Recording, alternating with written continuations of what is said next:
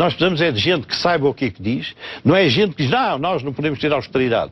E quem é que nos dá o dinheiro para não ter austeridade? Portanto, está tudo tonto, percebe? Não vale a pena perder tempo com essa comunicação. Nós precisamos de dinheiro quando tivermos projetos e quando tivermos gente para os executar. Ninguém executa projeto aqui nenhum, porque isto não atrai ninguém. Ninguém.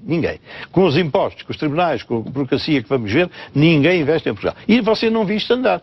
Eu ouvi há 2 dias o Ministro da Economia, o Dr. Santos Pereira, assim, esbaforido por causa da burocracia. Como é que é possível o Ministro da Economia, ao fim de 1 ano e meio, é que descobre que a burocracia é esta coisa? Eu fiquei surpreendido, pensei que o senhor já tivesse trabalhos em ordem para reformar tudo isso. Não. O Dr. Medina Carreira ouviu ou interpretou? Ouvi na televisão. Ouviu na televisão? Sim. Estava, enfim, por outra razão, certamente, não era isso, mas estava assim um bocado aquecido. E pensei, mas como é que é possível o Ministro da Economia 1 ano e meio depois é que vem agora assim com esta... Foi uma franqueza. Não, devem ter dito 3 dias antes, mas a Mas o burocracia... doutor acha que aquela frase do Dr. António Borges não carece de uma explicação, de um entendimento que esteja para além daquelas reações eu estou farto a que assistimos de frases. do ponto de vista empresarial? Eu estou farto de frases e de respostas. O país não anda com frases e com respostas. Isso é para deitar fora. É a comunicação social que hipertrofia a importância dessas coisas. Lá o que o senhor disse, bem ou mal, nem sei o que é que ele disse... Disse que os empresários portugueses eram ignorantes porque não tinham compreendido o alcance da TSU. Os que não compreenderam eram ignorantes. Mas foram todos os empresários e as associações empresariais a contestar. Depois disso já vi vários serem a favor e não estou a pensar a maioria insurgiu-se. Você está a falar de 7 contra 3. Nomeadamente alguns até exportadores. Você acredita que o país vai sair do estado comatoso em que está com essas conversas? Pois, isso é... O sujeito engana-se, porventura, se é que o senhor... Sim, ele foi inábil, mas a verdade é que o Dr. António Borges, que é uma pessoa competente, reconhecidamente... Ele foi diretor do INSEAD. E foi diretor do FMI, foi diretor do Goldman Sachs. Para além dessa carreira, com certeza, dessas grandes organizações já me cruzei com ele e lembro muito bem de muito cedo pôr o problema da poupança em Portugal em 1990. Como é que o professor Manuel Vila Verde Cabral entende Porque não aquilo? É uma pessoa política e porque ele estava muito empenhado, quer dizer, naquele esforço e ficou frustrado e saiu-lhe da boca para fora. Quer dizer, ele comportou-se como, digamos, qualquer um de nós em casa quando conversa e se irrita. Visivelmente estava errado. Mas ele disse, as pessoas que não compreenderam a TSU eram ignorantes. Não passavam no primeiro ano da minha escola. Do primeiro ano do meu curso. Todos. Já há pessoas que se opuseram. Essa história é a história mais mal contada que há. Porque a TSU, a redução da via, a alteração das regras da TSU está prevista no memorando desde o primeiro dia.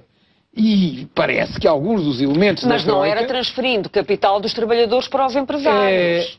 Também já explicaram isso. Eu não sou economista, essa pergunta tenho dito, eu não sou economista e estou convencido que a esmagadora maioria dos portugueses não percebeu muito bem o que se passou. Foi o meu caso. Tentaram uma vez, não conseguiram, tentaram outra... Porque houve, entretanto, a manifestação. A manifestação do dia 15. Exatamente. E houve, entretanto, um clamor produzido pela comunicação social toda, assim, completamente. Produzido pela comunicação social? Falavam de centenas de milhares de pessoas. Meio milhão. Essas contas foram feitas. Foram mais de 600 mil pessoas nas ruas de todo o país. Nas principais cidades de todo o país. Eu já vivi em países muito maiores e nunca vi manifestações desse tamanho. Não. Mas o doutor não acha que foi uma manifestação grandiosa? Mas vou mais longe. Não só houve um clamor produzido naturalmente porque se criou uma situação em que, curiosamente, a saída mais airosa para o governo foi justamente deixar cair a TSU. E, neste momento, o que se passou-se em Portugal, apesar de tudo, uma inflexão, quer dizer, do poder político. O poder político é muito fraco, até porque ele próprio começa por ser muito fraco. As pessoas e os seus objetivos. Isso também é a opinião do Dr. Medina Carreira em relação à classe política. Mas houve uma alteração e o Presidente da República retomou uma importância no jogo político português. Ao convocar o Conselho de Estado.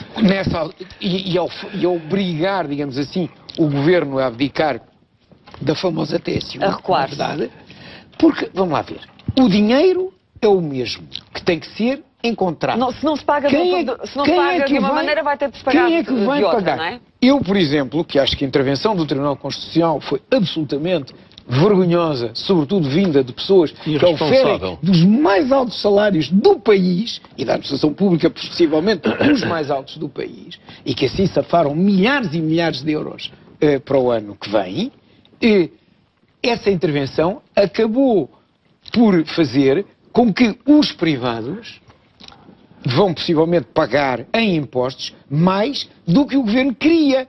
E era uma medida razoavelmente inteligente. Ao governo compete reduzir as gorduras, é a palavra, agora está tudo do Estado. Doutor Medina, agora está tudo muito confuso. Duas notas porque agora as medidas alternativas à TSU já foram aprovadas pela Troika, conforme disse hoje Durão Barroso. É o mês de salário de toda a gente, e em Portugal tivemos hoje a oposição e alguns parceiros sociais a insurgirem-se contra o governo pelo facto de já se saber lá fora aquilo que não se sabe internamente. Duas notas muito rápidas. A primeira para dizer, não é um poder fraco, é abaixo de fraco. Quer dizer, um poder que não percebe que tirar 7% aos empregados para entregar 6% aos patrões. Eu há dia dizia, não sei se brincadeira aqui ou no sítio, eu mesmo que acordasse às 4 da manhã, dissesse, vamos fazer isto, eu mesmo exterminado, dizia, para vocês endoideceram. Não é? Neste país, como é que se diz? Tiro 3 ao empregado e 6 ao patrão. Mas isto tem algum cabimento, mesmo com todas as explicações económicas? Não tem. Socialmente isto é inaceitável. Essa é a primeira. A segunda coisa que o Governo não explica, que é essencial que explique, é que o ataque à despesa não é a mesma coisa que o equilíbrio para a receita. Claro. Nós não temos dinheiro de impostos para sustentar 47%. E, por conseguinte, ir buscar impostos não dá solução ao problema. Quer dizer, o projeto que o Governo tinha até... Arrisca-se a não receber os impostos? Não, acaba por não se receber impostos nem custar despesa. Por conseguinte, estes são os dois grandes problemas. E o Governo não explica coisa nenhuma. Nós há meses que andamos a pedir ao Governo que explique. Nunca ouvi, nem do Primeiro-Ministro, nem do Ministro das Finanças, explicação nenhuma que se entendesse. Se calhar não sabem que respostas sabem demais, mas arranjem um rapazito esperto e com capacidade de expressão e diga, olha, isto é assim. Portanto, o homem vem aí com um quadro preto e um giz e explica. Mas eu percebo que... Não é que, repare, isto tem que ser explicado. Não é a mesma coisa equilibrar as contas. Eu compreendo o que disse a nossa moderadora. É porque se sabem e dizem, pode ser pior do que gaguejar. Isto é essencial. Devia ter-se explicado ao Tribunal de Contas que não é a mesma coisa cortar... Claro. Tribunal Constitucional. Tribunal Constitucional. Já te chamo. TC, tudo TC. Bom, que não é a mesma coisa. Equilibrar a 47 ou a 42. Mas eles não sabem. Eles quem? Os juízes. Não, mas por isso é que ele tem que dizer que se tem que explicar. Os juízes não sabem isto, ninguém lhes explicou. E não sabem outra coisa, que eu já referi aqui 10 vezes. É que a Constituição foi aprovada num tempo em que a gente fazia dinheiro.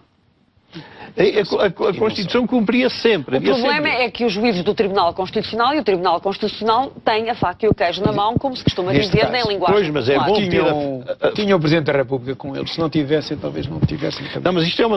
Acha que o Presidente da República esteve do lado dos juízes do Tribunal Constitucional? Ou antes ou depois... Sim, ele pediu a equidade. Exatamente. Ele pediu a equidade. O Presidente da República tinha pedido a equidade muitas vezes.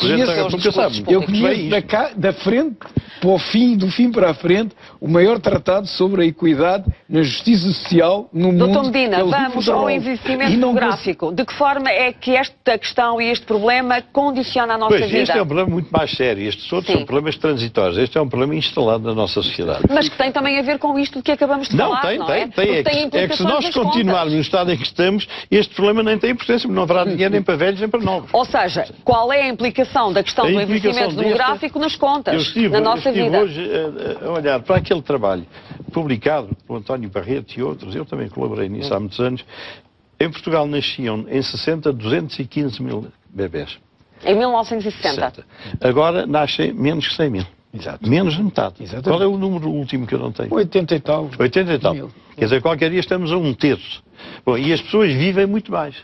O que significa, trocando isto por miúdos, é que qualquer dia há imensa gente idosa, carecida naturalmente de apoios, e aqueles que produziam a riqueza necessária para sustentar.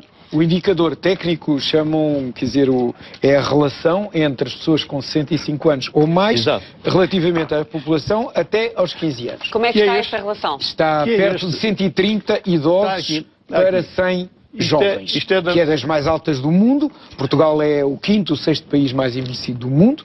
Tem uma taxa, um índice de fecundidade, portanto o número de filhos por mulher fértil, que é a medida mais rigorosa. 1.2. de 1.3, enfim, 1.2, 1.3 é um dos mais baixos também do mundo, tendo nós até antigas colónias, como as africanas, que têm dos índices de fecundidade mais altos do mundo, à volta de 5, que mesmo nós já não temos há muito tempo. Mas como é que se consegue aguentar um país com essa relação entre 130 idosos para 100 jovens? Deixa aqui o Fernando pode apanhar. Apanha dos dois lados. Isto é um gráfico da Maria João Valente Rosa, que eu encontrei lá na minha mesa há bocado e que trouxe. A Maria João Valente Rosa, que também já esteve aqui no nosso programa, que trabalha com o Dr. António Barreto. Significa que em 1960, esse retângulo da esquerda vermelho, suponho eu, 28 idosos por 100 jovens. Havia 28 idosos por cada 100 jovens. Que era o que o professor Vila Verde agora estava há mais 100 idosos. Agora, quantos é que há? Os últimos? Não, em 2010 havia 119. Já havia 119, 5 vezes mais. E agora há 262. Não, haverá, por exemplo, em 2060. 200 e tal por 100. Sim. Quer dizer, 10 vezes mais do que agora. Isso depende de como é que combina as variáveis e, concretamente, a migração, as imigrações. Porque há estimativas. Mas para que as pessoas em casa entendam que implicação isto tem, em termos concretos, isto vai significar o quê? Vai significar que há muita gente a produzir e imensa gente a necessitar. E uma enorme pressão sobre o Estado Social. Pouca gente a cotizar, muita gente candidata a receber pensões. O que se tem passado já no mundo, e enfim, em Portugal até se fez alguma coisa no primeiro governo Sócrates, com o ministro Vieira da Silva, que criou uma coisa que ele chamou o Índice de Sustentabilidade. Portanto, tomar em conta o facto de que as pessoas que se reformam hoje têm uma esperança de vida substancialmente maior e, portanto, vão ser penalizados por isso, porque vão dividir, digamos assim, a reforma por mais anos. Portanto, vão ter menos de cada vez. E o que vai acontecer? Então, o que vai acontecer é que... É que não vai haver pensões? Simbólico. Quer dizer, no limite, para certas pessoas que se manifestam em Portugal ganhassem a partida, sim, isso o Dr. Medina acha que não vai haver. Não vai. É que nós temos variadíssimas dificuldades. Neste momento, vamos lá ver, então vou-lhe responder ao contrário. Não, o que tem que haver é, e tem acontecido, que é tornar a reforma mais tardia, visto que a pessoa terá o mesmo número de anos na reforma, porventura até mais, porque também começa a trabalhar mais jovem. Portugal tem uma média de reforma, a idade média dos reformados portugueses anda por 62 anos, quando a esperança de vida das senhoras já ultrapassa os 80 e as dos homens está perto de 80. Bom, portanto, façamos as contas. Mas isso significa que vamos ter que trabalhar até aos 80 anos para sermos realistas? Não, neste momento trabalhamos até aos 62 em média. Portanto, isso é agora. Sim, está fixado em 65, mas quando se falou, agora, no ano passado, quando se falou da necessidade de esticar, por assim dizer, nem a idade da reforma, porque a idade da reforma poderia não existir. E há muitas pessoas que não se reformam. O comerciante que tem uma loja não se reforma. Ó Dr. Vila Verde Cabral e Dr. Medina, há uma pergunta que as pessoas fazem na rua, que é esta. Durante muitos anos, e até há muito pouco tempo, as pessoas reformavam-se praticamente com o último ordenado. Sim, isso acabou já. Muito bem. Desde 2007 que... Desde 2007 que começou a ser feita a ponderação entre os últimos vencimentos e a média dos vencimentos da carreira contributiva. Muito bem. Com o caminho que as coisas levam... Com o caminho que as coisas levam daqui por 3, 4, 5 anos, como é que vamos estar, Dr. Medina? Deixa eu ouvir 3, 4 ou 5 anos, enfim, haverá menos 20 euros por cada pessoa, é indiferente. O problema é 10 anos. Eu o que lhe digo é que antes de 2020 o Estado Social vai ter grandíssimos problemas. Eu aventuro-me a dizer o seguinte, que se o Estado costuma acreditar as contas no dia 20 ou 21, não sei bem como é que é, vamos começar por entrar naquilo. Bom, este mês houve uma avaria nos computadores, que é uma maneira de disfarçar a falta de dinheiro. Quer dizer, o Estado Social vai começar por entrar aí. Porquê? Porque não se está a querer fazer uma reforma do Estado Social. É que as pessoas estão a pensar no Estado Social com dois erros de base. Primeiro, não contam com uma economia fraquíssima. Claro. Quer dizer, a nossa economia, se vier a crescer 1% daqui a 3, 4 ou 5 anos, é muito, em média, claro. Em média. E depois não contam que nós devemos já, em termos brutos, quase 3 vezes o PIB de Portugal. Portugal. Estamos com 120% de dívida pública, mais ou menos. Sim, essa é mas pública. é pública. Eu estou a dizer a nossa. E depois a nossa das pessoas. E que isto vence juros. Não nos esqueçamos que hoje já se gasta mais em juros do que na saúde. Sim. Mais em juros do que não é